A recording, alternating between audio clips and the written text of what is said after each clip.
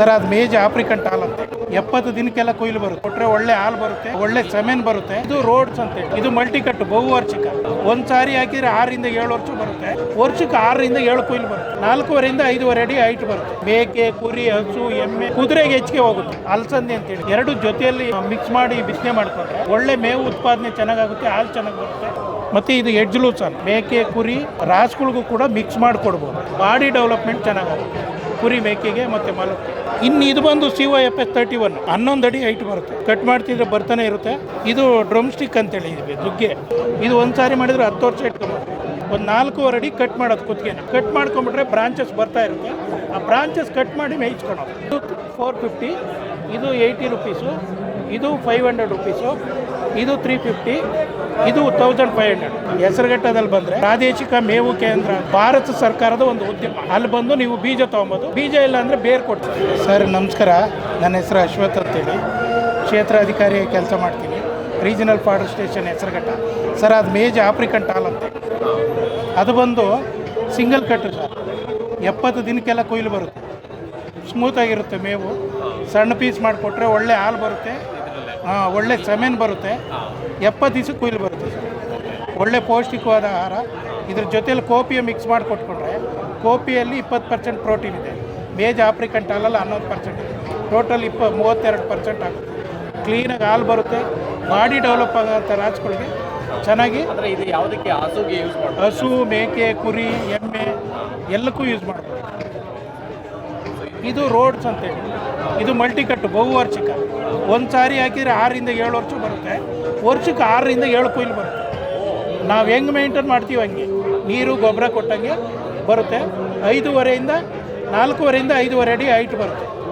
ಪ್ರತಿ ಬಾರಿನೂ ಬೀಜ ಹಾಕೋ ಅವಶ್ಯಕತೆ ಇರಲ್ಲ. ಮಲ್ಟಿ ಕಟ್ಟು ಕಟ್ ಮಾಡ್ತಾಯಿದ್ರೆ ಬರ್ತಾನೆ ಇರುತ್ತೆ.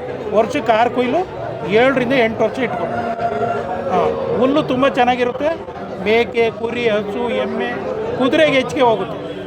ಕುದುರೆ, ಮೊಲ ಎಲ್ಲಕ್ಕೂ ಯೂಸ್ ಆಗುತ್ತೆ. ಇದು ರೋಡ್ಸು. ಮತ್ತು ಇದು ಅಲಸಂದೆ ಅಂತೇಳಿ ಕೋಪಿ ಅಂತೀವಿ. ಈ ಅಲಸಂದೆ ಪಾಡ್ರ್ ಕೋಪಿ ಇದು ದನಿನ ಮೇವಿಗೆ ಸಂಬಂಧಪಟ್ಟಿದ್ದು. ಇದು ಮತ್ತು ಆಫ್ರಿಕನ್ ಟಾಲ್ ಮೇಜು ಎರಡು ಜೊತೆಯಲ್ಲಿ ಮಿಕ್ಸ್ ಮಾಡಿ ಬಿತ್ತನೆ ಮಾಡಿಕೊಂಡ್ರೆ ಒಳ್ಳೆ ಮೇವು ಉತ್ಪಾದನೆ ಚೆನ್ನಾಗುತ್ತೆ, ಹಾಲು ಚೆನ್ನಾಗಿ ಬರುತ್ತೆ, ಆಕ್ಟಿವ್ ಆಗ್ತಿರುತ್ತೆ. ಮತ್ತು ಇದು ಎಡ್ಜ್ ಲೂಸ್ ಅಂತ ಮೇಕೆ, ಕುರಿ ಮತ್ತು ರಾಸುಗಳಿಗೂ ಕೂಡ ಮಿಕ್ಸ್ ಮಾಡಿ ಕೊಡ್ಬೋದು. 20% ಪ್ರೋಟೀನ್ ಇದೆ. 6.5 ಅಡಿ ಹೈಟ್ ಬರುತ್ತೆ. ಮಲ್ಟಿ ಕಟ್ ವರ್ಷಕ್ಕೆ 6 ರಿಂದ 7 ಕೊಯ್ಲು ಬರುತ್ತೆ. ಯಾವುದೇ ಸೈಡ್ ಎಫೆಕ್ಟ್ ಇಲ್ಲ. ಆರಾಮಾಗಿ ತಿನ್ನುತ್ತೆ. ಬಾಡಿ ಡೆವಲಪ್ಮೆಂಟ್ ಚೆನ್ನಾಗುತ್ತೆ ಕುರಿ, ಮೇಕೆಗೆ ಮತ್ತು ಮಲಕ್ಕೆ. ಇನ್ನು ಇದು ಬಂದು CYFS 31 11 ಅಡಿ ಹೈಟ್ ಬರುತ್ತೆ. ಕಟ್ ಮಾಡ್ತಿದ್ರೆ ಬರ್ತಾನೆ ಇರುತ್ತೆ. ನಿಮ್ಗೊಂದು 4 ವರ್ಷ ಇಟ್ಕೊಬೋದು. ಪ್ರತಿ ಬಾರಿ ಬೀಜ ಹಾಕೋ ಅವಶ್ಯಕತೆ ಇಲ್ಲ. ಕ್ಲೀನಾಗಿ ಮೇಂಟೈನ್ ಮಾಡ್ಕೊಂಡೋದ್ರೆ 55 ದಿನಕ್ಕೆ ಒಂದು ಕೊಯ್ಲು ಬರುತ್ತೆ. ಯಾವತ್ತೂ ಇದನ್ನು 55 ದಿನದಿಂದ ಕುಯ್ಯೋಕ್ಕೆ ಶುರು ಮಾಡಿದರೆ ಆರಾಮಾಗಿ ನೀವು ಒಂದು 6 ವರ್ಷ ಇಟ್ಕೊಬೋದು. ಮತ್ತು ಇದು ಡ್ರಮ್ ಸ್ಟಿಕ್ ಅಂತೇಳಿ ದುಗ್ಗೆ ಪಾಡ್ರ್ ವೆರೈಟಿ. ದನಗಳು ಮೇವಿಗೆ ಸಂಬಂಧಪಟ್ಟಿದ್ದು PKM1 ಅಂತೇಳಿ. ಇದು ಒಂದು ಸಾರಿ ಮಾಡಿದರೆ 10 ವರ್ಷ ಇಟ್ಕೊಬೋದು. ಇದನ್ನೇನು ಮಾಡಬೇಕು ಅಂದರೆ ರೆಡಿ ಸಸಿ ಮಾಡ್ಕೊಬೇಕು. ಪಾಕೆಟಲ್ಲಿ ಹಾಕಿ ಸಾಲಿಂದ ಸಾಲಿಗೆ 3 ಅಡಿ, ಸಸಿಯಿಂದ ಸಸಿಗೆ 3 ಅಡಿ ಬಿಟ್ಕೊಳೋದು. ಒಂದು 4.5 ಅಡಿ ಕಟ್ ಮಾಡೋದು. ಕುತ್ತಿಗೆನ ಕಟ್ ಮಾಡ್ಕೊಂಬಿಟ್ರೆ ಬ್ರಾಂಚಸ್ ಬರ್ತಾ ಇರುತ್ತೆ. ಆ ಬ್ರಾಂಚಸ್ ಕಟ್ ಮಾಡಿ ಮೇಯಿಸ್ಕೊಳೋದು. ಕಟ್ ಮಾಡ್ತಾಯಿದ್ರೆ ಬರ್ತಾನೆ ಇರುತ್ತೆ. ಒಂದು 2 ವರ್ಷಕ್ಕೆ ಒಂದು ಸಾರಿ ಕೊಟ್ಟಿಗೆ ಗೊಬ್ಬರ, ಸ್ವಲ್ಪ ಮಣ್ಣು ಚೇಂಜ್ ಮಾಡಿಕೊಂಡ್ರೆ ಆರಾಮಾಗಿ ನಿಮಗೆ ಫಸಲು ಬರ್ತಾನೆ ಇರುತ್ತೆ. ಸೊ ಇವೆಲ್ಲ ನಮ್ಗೆ ಎಲ್ಲಿ ಸಿಗುತ್ತೆ ಸರ್? ನಮ್ಮಲ್ಲಿ RFS regional forest station Hesaraghatta. ಇಲ್ಲಿ ಬಂದರೆ ನೀವು ಫೋನ್ ಮಾಡಬೇಕು. ಇದು ಹೆಸರುಘಟ್ಟದಲ್ಲಿ ಬಂದರೆ ಪ್ರಾದೇಶಿಕ ಮೇವು ಕೇಂದ್ರ ಅಂತೇಳಿ ಭಾರತ ಸರ್ಕಾರದ ಒಂದು ಉದ್ಯಮ.